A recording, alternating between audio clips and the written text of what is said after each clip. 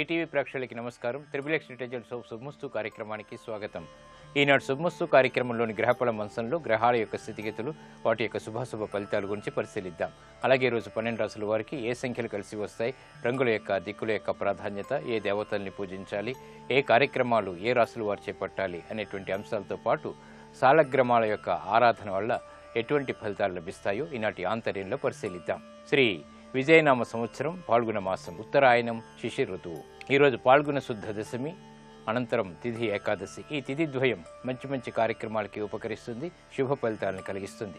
అలాగే వారం జయవారం లేదా మంగళవారం. ఈరోజు చేసేటువంటి కందుల దానం, సుబ్రహ్మణ్య స్వామి యొక్క అభిషేకం కుజుడు ద్వారా ఏర్పడేటువంటి రుగ్మతల్ని పోగొడుతుంది.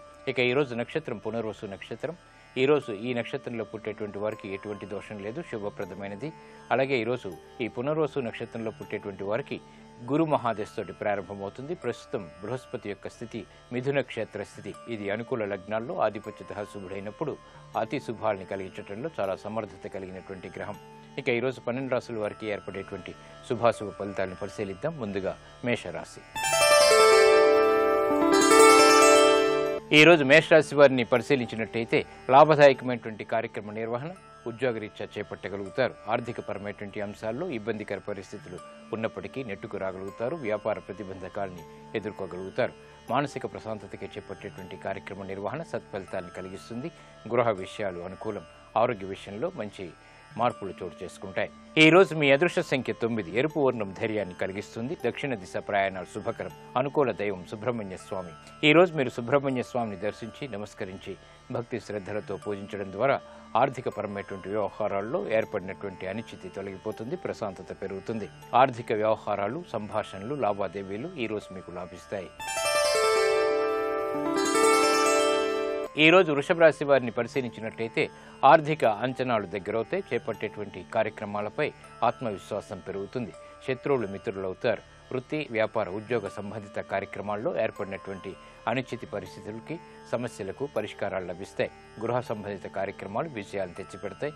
ఆనందకర సంఘటనలు అన్ని రంగాల వారికి చేకూరుతాయి. ఆరోగ్యం పదిలం. ఈ రోజు మీ అదృష్ట సంఖ్య 5. ఆకుపచ్చ వర్ణం రక్షణకి తోడ్పడుతుంది. ఉత్తర దిక్కు ప్రయాణాలు శుభకరం. అనుకూల దైవం మహాకాళి. ఈ రోజు మీరు మహాకాళి అమ్మవారిని దర్శించి నమస్కరించి భక్తి శ్రద్ధలతో పూజించడం ద్వారా గ్రహ ప్రతికూలతని దూరం చేసుకోగలుగుతారు. విజయాల్ని ఆహ్వానించగలుగుతారు. విద్యా సంబంధిత ప్రయత్నాలు ఈ రోజు మీకు ఆనందాన్ని కలిగిస్తాయి. ఈ రోజు మిథున రాశి వారిని పరిశీలించినట్టయితే ఆకస్మిక ఆర్థిక విజయాలు దగ్గరవుతాయి. చేపట్టేటువంటి కార్యక్రమాల్లో ప్రోత్సాహం లభిస్తుంది. సంభాషణల ద్వారా ఇతరుల్ని ఆకట్టుకునేటువంటి ప్రయత్నాలు బాగా లాభిస్తాయి. వృత్తి, ఉద్యోగ వ్యాపారాల్లో చేపట్టేటువంటి కార్యక్రమాల్లో అనుకూలతని సాధించగలుగుతారు. గృహ విషయాలు సామాన్యం. ఈ రోజు మీ అదృష్ట సంఖ్య 5. ఆకుపచ్చ వర్ణం రక్షణకి తోడ్పడుతుంది. ఉత్తర దిక్కు ప్రయాణాలు శుభకరం. అనుకూల దైవం ఈశ్వరుడు. ఈ రోజు మీరు శివాలయాన్ని దర్శించడం, ఈశ్వరుడికి అభిషేకాదులు నిర్వహించడం వంటి కార్యక్రమాలు ఆర్థిక పరమైనటువంటి వ్యవహారాల్లో ఏర్పడినటువంటి సమస్యలకు పరిష్కారాలు తెచ్చిపెడుతుంది. వ్యాపార నిర్ణయాలు ఈ రోజు మీకు లాభిస్తాయి. ఈ రోజు కర్కాటక రాశి వారిని పరిశీలించినట్టయితే ఆకస్మిక చిక్కులు ఏర్పడినప్పటికీ పరిష్కారాలు కూడా లభిస్తాయి. ఉద్యోగ సంబంధిత కార్యక్రమాల్లో దూకూరు నిర్ణయాలు పనికిరావు. వ్యాపార ప్రతిబంధకాల్ని సమర్థతతో ఎదుర్కోలేకపోతారు. నూతన కార్యక్రమాలు వృత్తిరీత్యా చేపట్టినప్పటికీ జాప్యాలతో ముగుస్తాయి. గృహ విషయాల్లో జాగ్రత్తతో కూడినటువంటి నిర్ణయాలు తప్పనిసరి. విద్యాపరమైనటువంటి అంశాలు మాత్రం సహకరిస్తాయి. ఈ రోజు మీ అదృష్ట సంఖ్య 2. తెలుపు వర్ణం ప్రశాంతతని పెంచుతుంది. తూర్పు దిక్కు ప్రయాణాలు శుభకరం. అనుకూల దైవం మహాగణపతి. ఈ రోజు మీరు మహాగణపతిని దర్శించి నమస్కరించి భక్తి శ్రద్ధలతో పూజించడం ద్వారా విఘ్నాలు కనుమరుగవుతాయి. ఆనందకర సంఘటనల్ని ఆహ్వానించగలుగుతారు. ఆధ్యాత్మిక కార్యక్రమాలు ఈ రోజు మీకు సంతృప్తిని కలిగిస్తాయి. ఈ రోజు సింహరాశి వారిని పరిశీలించినట్టయితే ఆర్థిక వ్యవహారాల్లో చురుకైనటువంటి నిర్ణయాలు తీసుకోగలుగుతారు. వృత్తి, ఉద్యోగ సంబంధిత కార్యక్రమాల్లో ఉన్నతికే చేపట్టేటువంటి కార్యక్రమాలు కలిసి వస్తాయి. వ్యాపార ప్రతిబంధకాలను ఎదుర్కోగలుగుతారు. ఆకస్మిక ధన ప్రాప్తి లేకపోలేదు. నూతన స్నేహాల ద్వారా లబ్ధి ఏర్పడుతుంది. కార్యక్రమాల్లో ఏర్పడినటువంటి సమస్యలకు పరిష్కారాలు లభిస్తాయి. గృహ విషయాల్లో ప్రాధాన్యత సంతరించుకోగలుగుతారు. ఈ రోజు మీ అదృష్ట సంఖ్య 5. ఆకుపచ్చ వర్ణం రక్షణకి తోడ్పడుతుంది. ఉత్తర దిక్కు ప్రయాణాలు శుభకరం. అనుకూల దైవం లక్ష్మీ నరసింహస్వామి. ఈ రోజు మీరు లక్ష్మీ నరసింహస్వామిని దర్శించి నమస్కరించి భక్తి శ్రద్ధలతో పూజించడం ద్వారా భాగ్యకేతు ద్వారా ఏర్పడేటువంటి విఘ్నాలు దూరమవుతాయి. ప్రతిబంధకాల్ని ఎదుర్కోగలుగుతారు. పెట్టుబడులు ఈ రోజు మీకు రాణిస్తాయి. ఈరోజు కన్యారాశి వారిని పరిశీలించినట్టయితే వ్యయాన్ని నియంత్రించలేకపోతారు. ఆదాయంలో ఆశించినటువంటి ఫలితాలు దగ్గరికి రాకపోవడంతో నిరుత్సాహం పెరుగుతుంది. వృత్తి ఉద్యోగ సంబంధిత కార్యక్రమాల్లో ఆచితూచి నిర్ణయాలు తీసుకోవాలి. దూర ప్రయాణాల విషయంలో కూడా జాగ్రత్తలు పాటించాలి. వ్యాపార ప్రతిబంధకాలు ప్రబలమవుతాయి. నూతన కార్యక్రమాల ద్వారా ఏర్పడినటువంటి అనిశ్చితి ప్రబలమవుతుంది. గృహ విషయాల్లో జాగ్రత్తతో కూడినటువంటి నిర్ణయాలు తప్పనిసరి. ఆరోగ్య క్రమశిక్షణ తప్పనిసరి. ఈ రోజు మీ అదృష్ట సంఖ్య 2. తెలుపు వర్ణం ప్రశాంతతను పెంచుతుంది. తూర్పు దిక్కు ప్రయాణాలు శుభకరం. అనుకూల దైవం శ్రీ మహావిష్ణువు. ఈ రోజు మీరు మహావిష్ణువుని దర్శించి నమస్కరించి భక్తి శ్రద్ధలతో పూజించి విష్ణు సహస్రనామాన్ని పఠించటం లేదా వినటం ద్వారా ఆర్థికపరమైనటువంటి వ్యవహారాల్లో అనిశ్చితి తొలగుతుంది. ప్రమాదాలు దూరమవుతాయి. స్థిరాస్తి విక్రయాలు ఈ రోజు మీకు అనుకూలిస్తాయి. ఈ రోజు తులారాశి వారిని పరిశీలించినట్టయితే వాహన సౌఖ్యం ఏర్పడుతుంది. అదృష్ట వార్తలు ఆనందాన్ని కలిగిస్తాయి. వృత్తి ఉద్యోగ సంబంధిత కార్యక్రమాల్లో సాహసోపేతమైనటువంటి నిర్ణయాలకి ఉపక్రమించగలుగుతారు. వ్యాపార ప్రతిబంధకాలని సమర్థతతో ఎదుర్కోగలుగుతారు. శారీరక శ్రమ అధికంగా ఉంటుంది. అధిక ఖర్చులు ఉక్కిరి బిక్కిరి చేసినప్పటికీ ఆదాయాన్ని ప్రణాళికాపరంగా రూపొందించుకోగలుగుతారు. గృహ విషయాలు అనుకూలం. ఈ రోజు మీ అదృష్ట సంఖ్య 9. ఎరుపు వర్ణం ధైర్యాన్ని కలిగిస్తుంది. దక్షిణ దిశ ప్రయాణాలు శుభకరం. అనుకూల దైవం ఆంజనేయ స్వామి.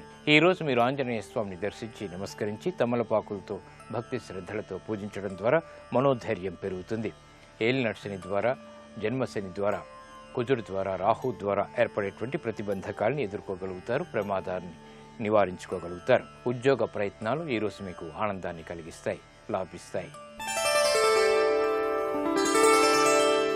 ఈ రోజు వృశ్చిక రాశి వారిని పరిశీలించినట్టయితే సమస్యలకు పరిష్కారాలు లభిస్తాయి. చేపట్టేటువంటి కార్యక్రమాల్లో మొదట ప్రతికూలత, తర్వాత అనుకూలత లభిస్తుంది. వ్యాపార వ్యవహారాల్లో నష్టాల్ని భర్తీ చేసుకునేటువంటి కార్యక్రమ నిర్వహణ కొనసాగించగలుగుతారు. ఉద్యోగ ప్రతిబంధకాలని ఎదుర్కోగలుగుతారు. గృహ విషయాల్లో ఏర్పడినటువంటి అనిశ్చితిని సరళించుకునేటువంటి ప్రయత్నాలు కూడా ముమ్మరం చేయగలుగుతారు. వ్యాపార వ్యవహారాల్లో ఆదాయం తగ్గుతుంది. నూతన కార్యక్రమాల్లో అధిక శ్రమ, తద్వారా విజయాలు చేకూరుతాయి. ఈ రోజు మీ అదృష్ట సంఖ్య 9. ఎరుపు వర్ణం ధైర్యాన్ని కలిగిస్తుంది. దక్షిణ దిశ ప్రయాణాలు శుభకరం. అనుకూల దైవం సుబ్రహ్మణ్య స్వామి. ఈ రోజు మీరు సుబ్రహ్మణ్య స్వామిని దర్శించి నమస్కరించి భక్తి శ్రద్ధలతో పూజించడం ద్వారా అనిశ్చితి పరిస్థితులు దూరమవుతాయి. వ్యాపార పునఃప్రయత్నాలు ఈ రోజు మీకు అనుకూలిస్తాయి. ఈ రోజు ధనుసు రాశి వారిని పరిశీలించినట్టయితే ఆనందకర వాతావరణం అన్ని రంగాల వారికి చేకూరుతుంది. చేపట్టేటువంటి కార్యక్రమాలు ప్రోత్సాహాన్ని కలిగిస్తాయి. నూతన ఉత్సాహం ఏర్పడుతుంది. వ్యాపార ప్రతిబంధకాలను ఎదుర్కోగలుగుతారు. వృత్తి ఉద్యోగ సంబంధిత కార్యక్రమాల్లో ఆర్థిక ఆదాయం పెరుగుతుంది. గృహ సంబంధిత కార్యక్రమాల్లో ఏర్పడినటువంటి ప్రతికూలత తగ్గుతుంది. అభివృద్ధికే చేపట్టేటువంటి కార్యక్రమాలు సత్ఫలితాన్ని కలిగిస్తాయి. ఆత్మవిశ్వాసాన్ని పెంపొందింపచేసుకోగలుగుతారు. ఈ రోజు మీ అదృష్ట సంఖ్య 3. పసుపు వర్ణం త్వరితగతిని శుభాలను కలిగిస్తుంది. ఈశాన్య దిక్కు ప్రయాణాలు శుభకరం. అనుకూల దైవం దక్షిణామూర్తి. ఈ రోజు మీరు దక్షిణామూర్తి స్వామిని దర్శించి నమస్కరించి భక్తి శ్రద్ధలతో పూజించడం ద్వారా ఆలోచన సంపత్తి పెరుగుతుంది. తద్వారా విజయాలు చేకూరుతాయి. విదేశీ లావాదేవీలు, సంభాషణలు, ప్రయాణాలు ఈ రోజు మీకు లాభిస్తాయి.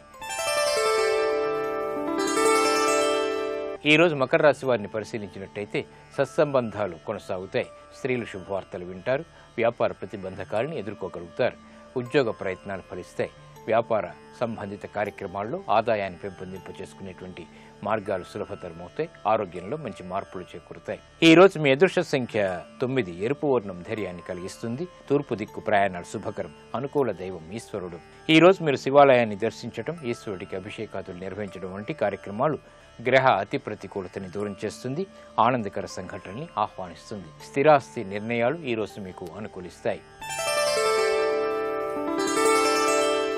ఈ రోజు కుంభరాశి వారిని పరిశీలించినట్టయితే కోర్టు సంబంధిత సమస్యలకు పరిష్కారాలు లభిస్తాయి. ఆనందకర వాతావరణం వృత్తిరీత్యా చేకూరుతుంది. అభివృద్ధికే చేపట్టేటువంటి కార్యక్రమాలు సత్ఫలితాలు కలిగిస్తాయి. వ్యాపార ప్రతిబంధకాలు తొలగిపోతాయి. నూతన ఉత్సాహం గృహంలో కొనసాగుతుంది. నూతన స్నేహాల ద్వారా లబ్ధి కూడా చేకూరుతుంది. ఆరోగ్యం పదిలం. ఈ రోజు మీ అదృష్ట సంఖ్య 5. ఆకుపచ్చ వర్ణం రక్షణకి తోడ్పడుతుంది. ఉత్తర దిక్కు ప్రయాణాలు శుభకరం. అనుకూల దైవం శ్రీ వెంకటేశ్వర స్వామి. ఈ రోజు మీరు వెంకటేశ్వర స్వామిని దర్శించి నమస్కరించి భక్తి శ్రద్ధలతో పూజించడం ద్వారా అనుకూల మార్పులు ఆర్థికంగా చేకూరుతాయి. ఆనందాన్ని కలిగిస్తాయి. భూ వ్యవహారాలు ఈ రోజు మీకు లాభిస్తాయి. ఈ రోజు మీనరాశి వారిని పరిశీలించినట్టయితే కార్యకలాపాలలో విఘ్నాలు ఏర్పడినప్పటికీ నెట్టుకు రాగలుగుతారు. విదేశీ వ్యవహారాలు బాగానే కలిసి వస్తాయి. ఆనందకర వార్తలు గృహంలో చోటు చేసుకుంటే నూతన ఉత్సాహం పెరుగుతుంది. ప్రతిబంధకాల్ని ప్రతిఘటించేటువంటి శక్తి సామర్థ్యాలు పెరుగుతాయి. వ్యాపార విషయాల్లో ఆదాయాన్ని పెంపొందింపచేసుకునేటువంటి మార్గాల్ని అన్వేషించగలుగుతారు. ఈ రోజు మీ అదృష్ట సంఖ్య 3. పసుపు వర్ణం త్వరితగతిని శుభాల్ని కలిగిస్తుంది. ఈశాన్య దిక్కు ప్రయాణాలు శుభకరం. అనుకూల దైవం ఈశ్వరుడు. ఈ రోజు మీరు శివాలయాన్ని దర్శించడం, ఈశ్వరుడికి అభిషేకాదులు నిర్వహించడం వంటి ఉత్తమ చర్యలు గ్రహ అతి ప్రతికూలతని దూరం చేస్తుంది. ముఖ్యంగా వ్యయ రవి ద్వారా, అష్టమ శని కుజ రాహుల ద్వారా, అర్ధాష్టమ బృహస్పతి ద్వారా ఏర్పడేటువంటి ప్రతిబంధకాల్ని ప్రతిఘటించేటువంటి శక్తి సామర్థ్యాల్ని కలిగిస్తుంది. ఆధ్యాత్మిక కార్యాలు కార్యక్రమాలు ఈ రోజు మీకు లాభిస్తాయి.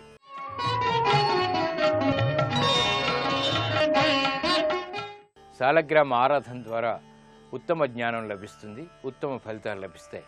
సాలగ్రామ పూజ యొక్క విశిష్టత ఏమిటో పరిశీలిద్దాం. సాలగ్రామం శ్రీ మహావిష్ణువుకి ప్రతీకగా చెప్తారు. సాలగ్రామం ఉన్నటువంటి ప్రదేశంలో శ్రీ మహావిష్ణువు తప్పనిసరిగా ఉంటాడని, సాలగ్రామాన్ని పూజించడం శ్రీ మహావిష్ణువుని పూజించడమే అని చెబుతారు. సాలగ్రామాన్ని అభిషేకించినటువంటి జలాన్ని శిరస్సు మీద చిలకరించుకుంటే పవిత్ర గంగానది స్నానం చేసినట్లే అవుతుంది.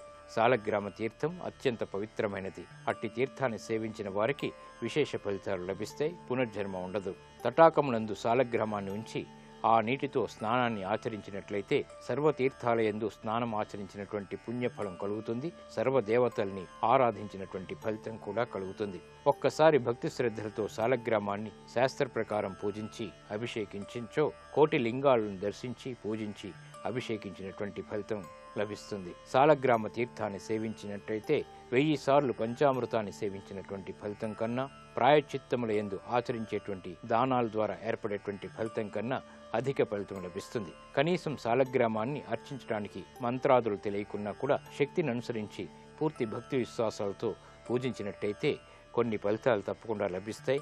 గృహంలో ఆనందకర సంఘటనలు ఏర్పడతాయి. ఇది నేటి ఆంతర్యం. ఇప్పుడు గ్రహయోగంలో గ్రహాల యొక్క స్థితిగతులు ఈ రోజు ముఖ్యంగా చేపట్టవలసినటువంటి కార్యక్రమాల గురించి తెలుసుకుంటారు. నేటి గ్రహయోగాన్ని పరిశీలించినట్లయితే కుజుడు శత్రుక్షేత్రమైన తులారాశిలో సంచరిస్తున్నాడు. కుజుడు యొక్క బలాన్ని పెంచి అనుకూల ఫలితాలను పొందటానికి మీ గృహం ముందు బిల్వపత్రం ఆకారంలో ముగ్గు వేయటం, కుమారస్వామి వారి చిత్రపటానికి మందార పుష్పాలతో కానీ గులాబీ పుష్పాలతో కానీ పూజను చేయటం, దానితో పాటుగా దర్భలు, మారేడు దళాలు కుమారస్వామి వారి చిత్రపటానికి సమర్పించడం ద్వారా అన్ని కార్యక్రమాలలో చక్కటి పురోభివృద్ధిని సాధించవచ్చు. ప్రధానంగా ఈరోజు నూతన గృహ ప్రవేశానికి, గృహాన్ని నిర్మించుకోవటానికి చేసే ప్రయత్నాలకు అనుకూలమైన రోజుగా చెప్పవచ్చు. వ్యవసాయ రంగంలో నూతన ప్రణాళికలు ఏర్పాటు చేసుకోవటానికి, విత్తనాలను కొనుగోలు చేయటానికి కూడా ఈరోజు అనుకూలమైన రోజుగా చెప్పవచ్చు.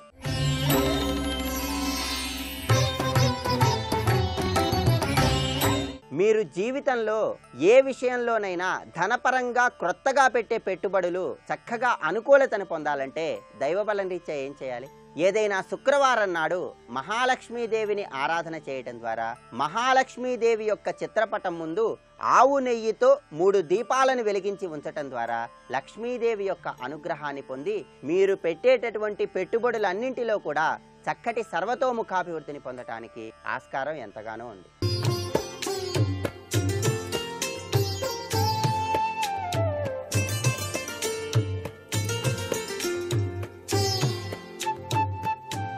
XXX డిటర్జెంట్ సోప్ శుభమస్తు కార్యక్రమంలో గృహబలం అంశానికి స్వాగతం. ఎన్ని పూలు పూసినా, ఎన్ని మాలలల్లినా తనివి తీరదేలను, మనసు నిండదేలను అన్నారు. అసలు పూలు ఆ గృహ శోభను, ఇంటిలో ఉండేటువంటి ఆ యొక్క దైవతా మందిరంలో ఆ స్వామివారి సేవలో ఉపయోగించే తీరులో అద్భుతవంతమైనటువంటి భక్తి భావన స్ఫూర్తితో పాటుగా అనిర్వచనీయమైనటువంటి అనుభూతిని కూడా కలిగిస్తాయి.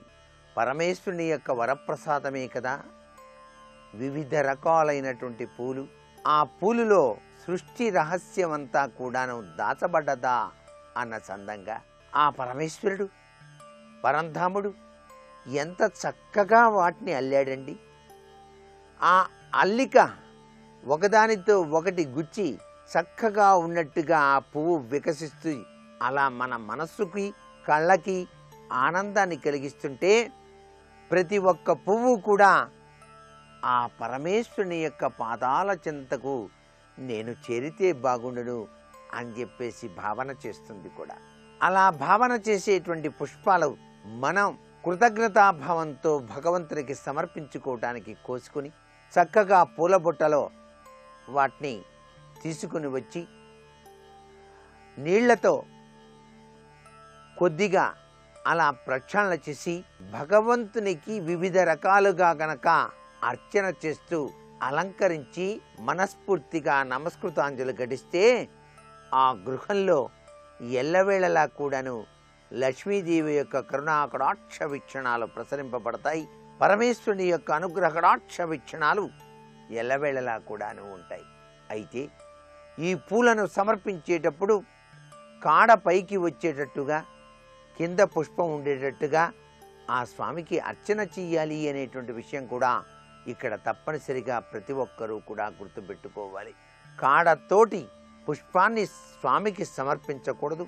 కాడ తీసి కానీ లేక కాడ పైభాగాన ఉండేటట్టుగా కింద పుష్పాన్ని స్వామివారికి సమర్పించాలి అనేటువంటి విధి విధానం తెలుసుకోవాలి. అంతేకాకుండా భగవంతుని పూజకు పనికిరాని పూలు కూడాను కొన్ని ఉన్నాయి.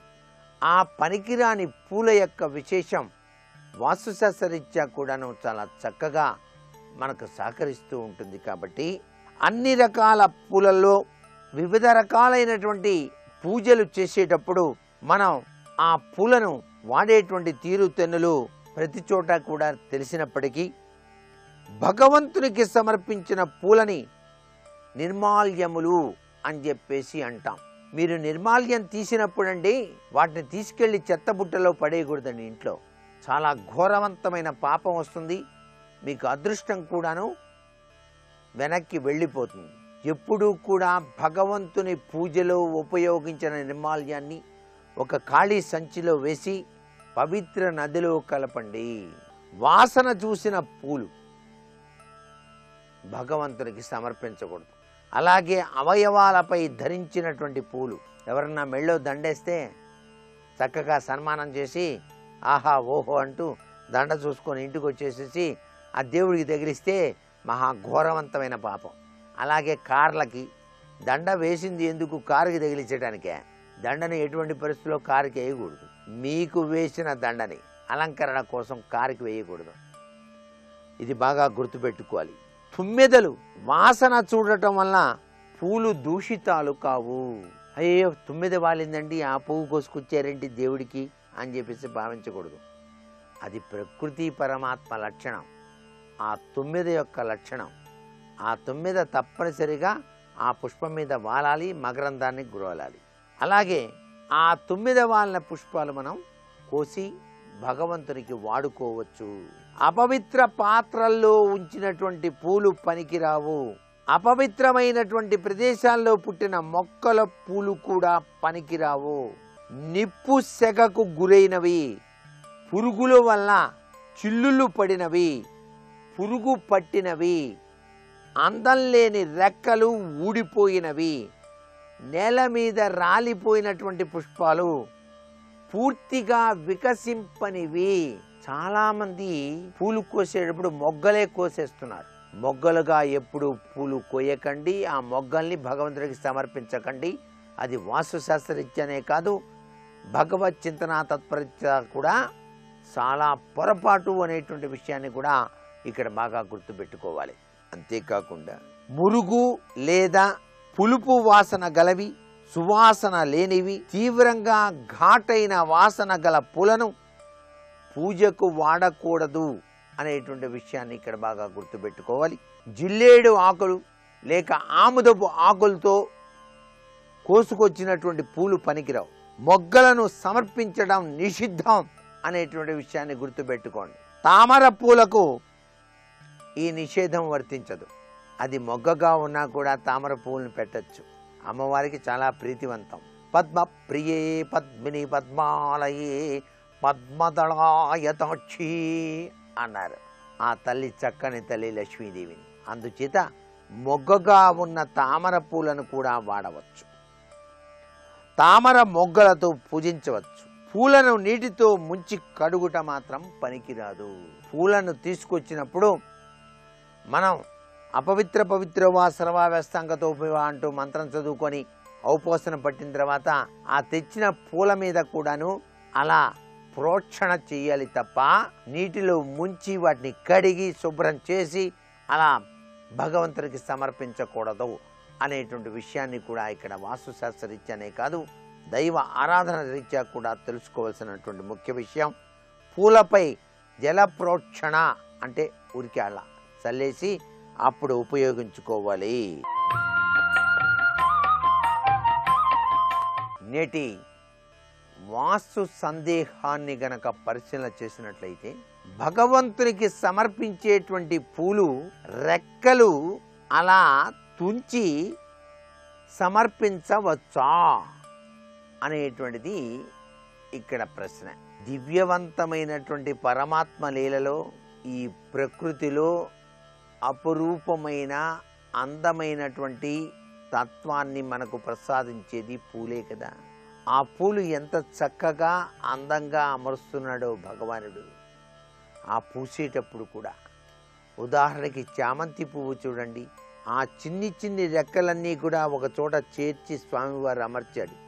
అది చూడగానే వికసించగానే అబ్బా ఎంత బాగుందో అనిపిస్తుంది. అటువంటి చామంతి పువ్వును తీసుకొని రెక్కలు చీల్చి అలా స్వామికి సమర్పించడం భావ్యమా? అందాన్ని విరగ్గొట్టి ఎప్పుడూ కూడా పూజించకూడదు. భగవంతుడు ప్రసాదించిన అమూల్యవంతమైనటువంటి అందంతో కూడిన ఆ తత్వచింతన కలిగినటువంటి పూలను అలా అందంగానే సమర్పించాలి. అలాగే గులాబీ పూలు ఎంత అద్భుతమైనటువంటి అందాన్ని ఇస్తున్నాయి. ఆ పూలు తీసుకొచ్చి రెక్కలన్నీ తీసి ఇట్లా ఒక్కొక్కటి విసురుతూ స్వామివారికి వేసి పూజ చేయటం భావ్యమా? భావ్యం కాదు. పువ్వు పువ్వుగా స్వామికి సమర్పించాలి.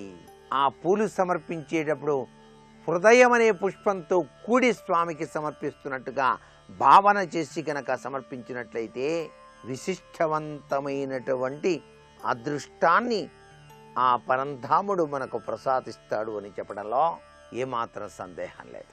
మరికొన్ని ముఖ్య విషయాలు రేపటి శుభమస్తు కార్యక్రమంలో తెలుసుకుందామా? మరి సర్వే జనా సుఖినో భవంతు.